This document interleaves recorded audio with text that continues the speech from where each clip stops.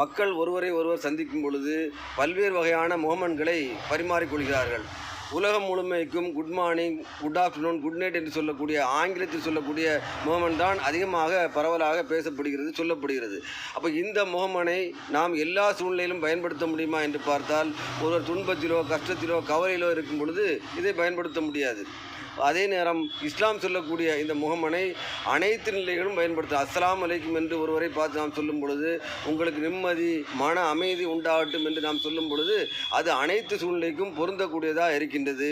ஒரு வயதானவரை பார்த்து வயது குறைந்தவர் சொல்லலாம், ஒரு ஏழையை பார்த்து வசதியானவர் சொல்லலாம். ஆனால் வேறு முகமன்களாக இருக்கக்கூடிய வணக்கம், நமஸ்தே போன்றவற்றை ஒரு செல்வந்தரை பார்த்து ஒரு ஏழை சொல்வாரே தவிர செல்வந்தர் ஏழையை பார்த்து சொல்ல மாட்டார், வணக்கம் போட மாட்டார். ஏன் நம்முடைய தகுதிக்கு இவற்றை நாம சொல்லலாமா என்று பார்ப்பார். அது தகுதி தராதரத்தை கூட இந்த முகமன் நிர்ணயிக்கக்கூடியதாக இருக்கிறது. ஆனால் இஸ்லாம் அனைத்து சமுதாய மக்களுக்கும் அனைத்து சூழ்நிலைக்கும் அனைத்து நிலைகளுக்கும் பயன்படுத்தக்கூடிய வகையிலே ஒரு அழகான முகமனான அஸ்ஸலாமு அலைக்கும் என்பதை சொல்லி தந்திருக்கிறது.